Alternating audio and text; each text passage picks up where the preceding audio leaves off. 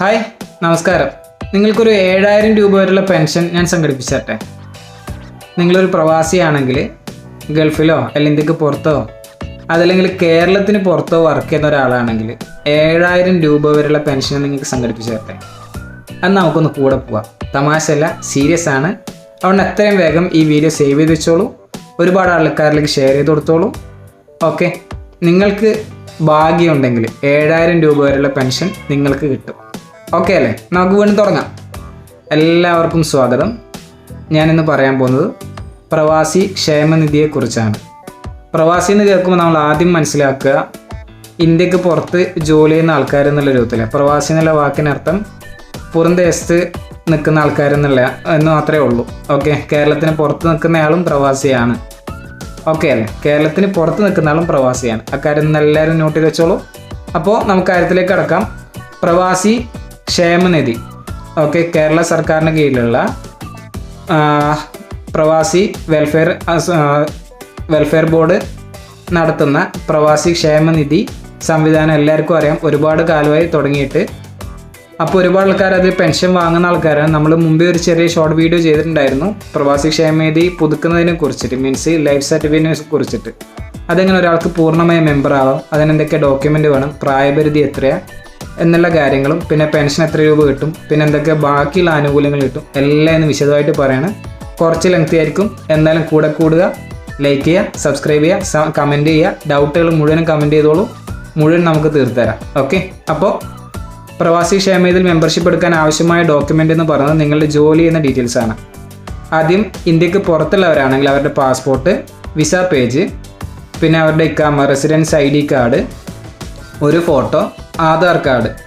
ഇതിൽ ഫോട്ടോ ഒഴിച്ച് ബാക്കി എല്ലാ ഡോക്യുമെൻറ്റും പേരും ഒപ്പും ഫോട്ടോ കോപ്പി എടുത്ത് സെൽഫ് അറ്റസ്റ്റ് ചെയ്യണം. പേരും ഒപ്പും വെച്ച് സെൽഫ് അറ്റസ്റ്റേഷൻ ചെയ്തിട്ട് വേണം അപ്ലോഡ് ചെയ്യാൻ വേണ്ടിയിട്ട്. ഓക്കെ, പിന്നെ ഒരു സിഗ്നേച്ചർ. ഇതാണ് ഡോക്യുമെൻ്റായിട്ട് വേണ്ടത്. 6 മാസത്തിൽ കൂടുതൽ ഇന്ത്യക്ക് പുറത്ത് വർക്ക് ചെയ്ത് അവിടെ സ്ഥിരമായിട്ട് ഇപ്പോഴും വർക്ക് ചെയ്യുന്ന ആൾക്കാർക്ക് എന്ത് ചെയ്യാം? പ്രവാസി ക്ഷേമനിധിയിൽ നിലവിൽ അബ്രോഡാണെന്ന് പറഞ്ഞിട്ട് ആപ്ലിക്കേഷൻ സ്റ്റാർട്ട് ചെയ്യാം. ഇനി 2 വർഷത്തിൽ കൂടുതൽ ഗൾഫിൽ നിന്ന് നാട്ടിൽ സെറ്റിലായ ആൾക്കാർക്ക് റിട്ടേണി, തിരിച്ചു വന്ന പ്രവാസി എന്നുള്ള രൂപത്തിൽ കൊടുക്കാം. ഞാൻ ഗൾഫ് കൊണ്ട് ഉദ്ദേശിക്കുന്നത് ഇന്ത്യക്ക് പുറത്താണ്. ആ കാര്യം എല്ലാവരും ശ്രദ്ധിക്കുക. അല്ലാണ്ട് അറബ് രാജ്യത്ത് തന്നെ ആയിരിക്കണം നിർബന്ധമൊന്നുമില്ല. ഇന്ത്യക്ക് പുറത്ത് എവിടെയാണെങ്കിലും ചെയ്യാം. ഓക്കെ, അപ്പോൾ നിങ്ങൾക്ക് എന്ത് ചെയ്യാം? പ്രവാസി ക്ഷേമനിധിയിൽ ഈ 2 കാര്യത്തിൽ ചെയ്യാം. ഇനി കേരളത്തിന് പുറത്തുള്ള ആൾക്കാർക്കും ഈ ഒരു ആപ്ലിക്കേഷൻ ചെയ്യാൻ പറ്റുന്നതാണ്. അവർക്ക് എന്ത് ചെയ്യാൻ പറ്റുമെന്ന് വെച്ചാൽ അവർ ജോലി ചെയ്യുന്ന കമ്പനിയിൽ നിന്ന് അല്ലെ സ്ഥാപനത്തിൽ നിന്ന് അതിൻ്റേതായ സർട്ടിഫിക്കറ്റുകൾ, എക്സ്പീരിയൻസ് സർട്ടിഫിക്കറ്റ്, 6 മാസത്തിൽ കൂടുതലേ അവിടെ വർക്ക് ചെയ്യുന്നുണ്ട് എന്നുള്ളതിന് സർട്ടിഫിക്കറ്റ്, അത് എക്സ്പീരിയൻസ് സർട്ടിഫിക്കറ്റ് മതി. പിന്നെ ഇപ്പോൾ തുടർന്നും അവിടെ തന്നെയാണ് വർക്ക് ചെയ്യുന്നുള്ളതിൻ്റെ ഒരു ഡിക്ലറേഷൻ അവരുടെ ലെറ്റർ ഹെഡിൽ. ഇതാണ് അവരുടെ വർക്കിംഗ് ഡോക്യുമെൻ്റായിട്ട് വെക്കേണ്ടത്. ഓക്കെ, ഇത്രയും കാര്യങ്ങൾ വെച്ചിട്ട് എന്ത് ചെയ്യാം? നമുക്ക് ആപ്ലിക്കേഷൻ ചെയ്യുന്ന സമയത്ത് അക്ഷയ സെൻറ്റർ വഴി, തൊട്ടടുത്തുള്ള അക്ഷയ സെൻറ്റർ വഴി നിങ്ങൾക്ക് ആപ്ലിക്കേഷൻ ചെയ്യാം. ആപ്ലിക്കേഷൻ പൂർത്തിയായി ഏകദേശം ഒരു 45 മുതൽ 90 ദിവസത്തിനുള്ളിലായിട്ട് നിങ്ങൾക്ക് എന്ത് ചെയ്യും? ക്ഷേമനിധി മെമ്പർഷിപ്പ് കാർഡ് ഇഷ്യൂ ചെയ്യും. നെറ്റിൽ നിന്ന് ഡൗൺലോഡ് ചെയ്ത് നിങ്ങൾ കാർഡ് അടിച്ച് സൂക്ഷിച്ചു വെക്കാം. ഓക്കെ, അതിൻ്റെ പ്രൊസീജിയർ കംപ്ലീറ്റ് ആയി. ഇനി മാസം ക്ഷേമനിധി മെമ്പർഷിപ്പ് ഫീസ് അടക്കാനുണ്ട് എല്ലാ മാസവും. നിലവിൽ വർക്ക് ചെയ്യുന്ന ആളാണെങ്കിൽ, ഒരു കാര്യം വിട്ടുപോയി, ഗൾഫിൽ നിന്ന് തിരിച്ചു വന്ന ആൾക്കാരുടെ ഡോക്യുമെൻ്റ് എന്ന് പറയുന്നത് അവർക്ക് ഇക്കാമയോ അല്ലെങ്കിൽ റെസിഡൻറ്റ് ID കാർഡോ അല്ലെങ്കിൽ എക്സ്പീരിയൻസ് സർട്ടിഫിക്കറ്റോ ഉണ്ടാവില്ല. പകരം എന്തുണ്ടാവും? എക്സ്പീരിയൻസ് സർട്ടിഫിക്കറ്റ് ഉണ്ടാവും, വർക്കിംഗ് കൺസെൻറ്റ് ഉണ്ടാവില്ല എന്ന് മാത്രമേ ഉള്ളൂ. അങ്ങനെ ആൾക്കാർ ഇന്ത്യക്ക് പുറത്തുള്ള ആൾക്കാരാണെങ്കിൽ പാസ്പോർട്ട്, നിലവിലുള്ള പാസ്പോർട്ട്, കാലാവധി കഴിഞ്ഞ പാസ്പോർട്ട്, അതിലൊന്ന് വിസ പേജിൻ്റെ ഡീറ്റെയിൽസുകൾ ഏതെങ്കിലും ഒരെണ്ണം. പിന്നെ അതിനെന്ന് വെച്ചാൽ നിങ്ങൾ 2 വർഷത്തിൽ കൂടുതൽ ഗൾഫിലുണ്ടായി, ഇന്ത്യക്ക് പുറത്തുണ്ടായി എന്ന് തെളിയിക്കാൻ വേണ്ടിയിട്ട് മാത്രമാണ്. അതോടൊപ്പം തന്നെ ഒരു ഡിക്ലറേഷൻ ഫോം ഉണ്ടാവും. അത് നിങ്ങൾ ഫില്ല് ചെയ്ത് എന്ത് ചെയ്യണം? ഒരു ഗസറ്റഡ് ഓഫീസറോ അതിൽ പഞ്ചായത്ത് പ്രസിഡൻറ്റ്, അതിൽ നിങ്ങളുടെ വാർഡ് മെമ്പർ, ആരെങ്കിലും ഒരാളെ കൊണ്ട് അറ്റസ്റ്റ് ചെയ്യണം. ഓക്കെ, അറ്റസ്റ്റ് ചെയ്യുന്ന സമയത്ത് അവരുടെ പേരുള്ള സീലും കൂടി വേണം. അതോടൊപ്പം തന്നെ ഓഫീസ് സീലും കൂടി വേണം. ഓക്കെ, ഇത്രയും കാര്യങ്ങൾ ചെയ്യാൻ നിങ്ങൾ ഡോക്യുമെൻ്റ് കംപ്ലീറ്റ് ആയി നിങ്ങൾക്ക് ആപ്ലിക്കേഷൻ ചെയ്യാം. ബാക്കിയുള്ള ഡോക്യുമെൻ്റ് നേരത്തെ പറഞ്ഞത് തന്നെ. ഇന്ത്യയിലുള്ള, കേരളത്തിന് പുറത്തുള്ള ആൾക്കാരാണെങ്കിൽ അവരുടെ എക്സ്പീരിയൻസ് സർട്ടിഫിക്കറ്റ് വെച്ചാൽ മതിയാവും. കാരണം അതിൽ 2 വർഷത്തിൽ കൂടുതലുണ്ട് എന്ന് കണ്ടാൽ അവർക്ക് എന്ത് ചെയ്യും? ഈ ക്ഷേമനിധിയിൽ മെമ്പർഷിപ്പ് എടുക്കാം. അതോടൊപ്പം തന്നെ കാറ്റഗറി മാറുന്നതും കൂടി ഇപ്പം പറയാം. ഇപ്പോൾ ഉദാഹരണത്തിന് നിലവിലൊരാൾ പ്രവാസിയാണ്, മെമ്പർഷിപ്പ് എടുത്തത് പ്രവാസിയാണെന്ന് പറഞ്ഞിട്ട് നിലവിൽ പ്രവാസി എന്നുള്ള രൂപത്തിലെടുത്തത്. അവർക്ക് എന്ത് ചെയ്യാൻ പറ്റും? നാട്ടിലേക്ക് സെറ്റിലായി കഴിഞ്ഞാൽ തിരിച്ചു വന്ന പ്രവാസി എന്ന കാറ്റഗറിയിലേക്ക് മാറാൻ പറ്റും. അപ്പോൾ ഫീസ് വ്യത്യാസം വരും. നിലവിൽ പ്രവാസിയായിട്ടുള്ള ആൾ 350 മാസം ഇപ്പോഴത്തെ നിലവിൽ അടക്കാനുള്ള ഫീസ് എന്ന് പറയുന്നത്. അതേ സമയത്ത് അവർക്ക് അടക്കാനുള്ള തിരിച്ചു വന്ന പ്രവാസിയാണെങ്കിൽ 200 രൂപയാണ് അടക്കാനുള്ള ഫീസായിട്ട് വരിക. തിരിച്ചു വന്ന ആൾക്കാർ മാസം അടക്കേണ്ടത് 200 രൂപയാണ്. അത് കേരളത്തിന് പുറത്ത് വർക്ക് ചെയ്തിട്ട് തിരിച്ചു വന്നയാളും മാസം 200 രൂപയാണ് അടക്കേണ്ടത്. ഓക്കെ, അപ്പോൾ അതിൻ്റെ വ്യത്യാസം നിങ്ങൾക്ക് മനസ്സിലായല്ലോ. തിരിച്ചു വന്നയാൾ എന്തായാലും 200 രൂപയിൽ കാറ്റഗറി മാറാൻ വേണ്ടി അപേക്ഷ കൊടുക്കാം. അപേക്ഷ കൊടുക്കുമ്പോൾ ഞാൻ പറഞ്ഞല്ലോ, ഒരു വാർഡ് മെമ്പറുടെ സർട്ടിഫിക്കറ്റ് ആ ഒരു ഫോർമാറ്റ് എന്ത് ചെയ്യണം? ഫില്ല് ചെയ്ത് അറ്റസ്റ്റ് ചെയ്ത് അപ്ലോഡ് ചെയ്താൽ ആ ഒരു കാറ്റഗറി ചേഞ്ചും ആയി. ഓക്കെ, അപ്പോൾ നമ്മളിപ്പോൾ ഫോമിൻ്റെ എല്ലാ ഡീറ്റെയിൽസും പറഞ്ഞു, ഫീസിൻ്റെ കാര്യവും പറഞ്ഞു. ഇനി എന്താണ് വേണ്ടത്?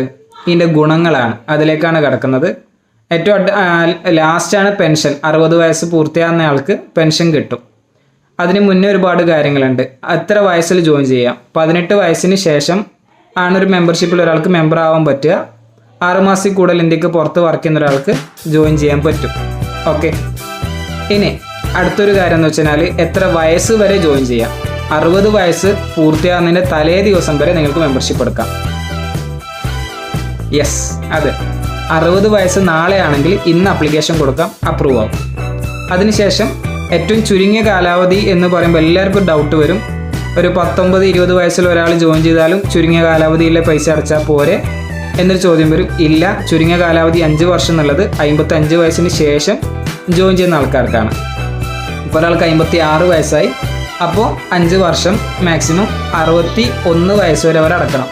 60-ാം വയസ്സിലാണ് ജോയിൻ ചെയ്യുന്നതെങ്കിൽ 65 വയസ്സ് വരെ അവർ മെമ്പർഷിപ്പ് ഫീസ് അടച്ചതിന് ശേഷം മാത്രം അവർക്ക് പെൻഷൻ സ്റ്റാർട്ട് ആവുക. ഓക്കെ, ഇനി അത് കൂടാതെ ചെറിയ പ്രായത്തിൽ ജോയിൻ ചെയ്യുന്ന ആൾക്കാർക്ക് കല്യാണത്തിന് ധനസഹായമുണ്ട്, ഇൻഷുറൻസ് കവറേജ് ഉണ്ട്, നിബന്ധനകൾക്ക് വിധേയമായിക്കൊണ്ട് അപകട ഇൻഷുറൻസ് ഉണ്ട്.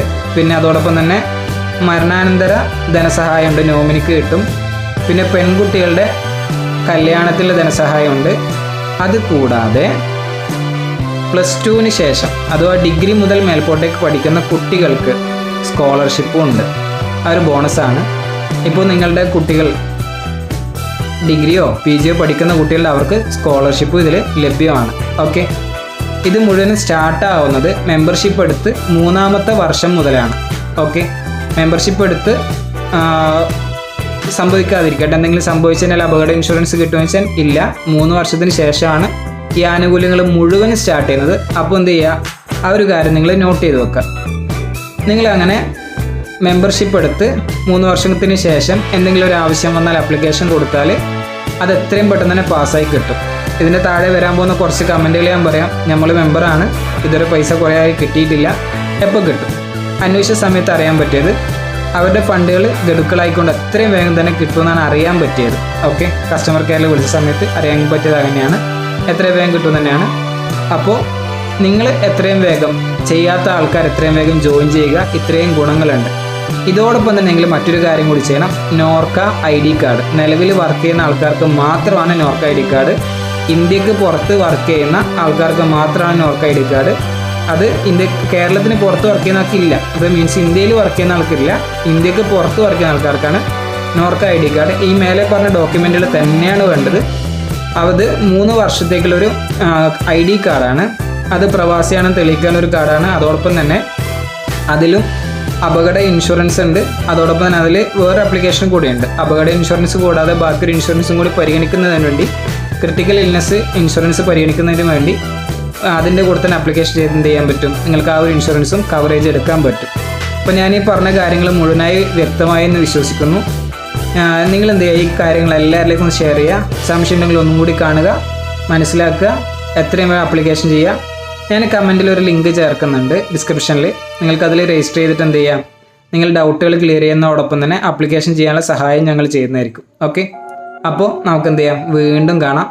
ഞാൻ വിശ്വസിക്കുന്നു നിങ്ങളെല്ലാവരും ലൈക്ക് ചെയ്തിട്ടാണ് കാണുന്നത്. അതോടൊപ്പം തന്നെ നിങ്ങൾ സബ്സ്ക്രൈബ് ചെയ്തിട്ടുണ്ടെന്നുള്ള കാര്യം ഞാൻ വിശ്വസിക്കുന്നു. ചെയ്യാത്ത ആൾക്കാർ ദയവായി ചെയ്യുക. ഇപ്പോൾ നമ്മൾ 1000-ലേക്ക് എത്താൻ വേണ്ടി പോവുകയാണ്. 1000 ടച്ച് ആയിട്ടില്ല, ഒന്ന് സപ്പോർട്ട് ചെയ്യും. ഓക്കെ, വീണ്ടും കാണാം. All the best.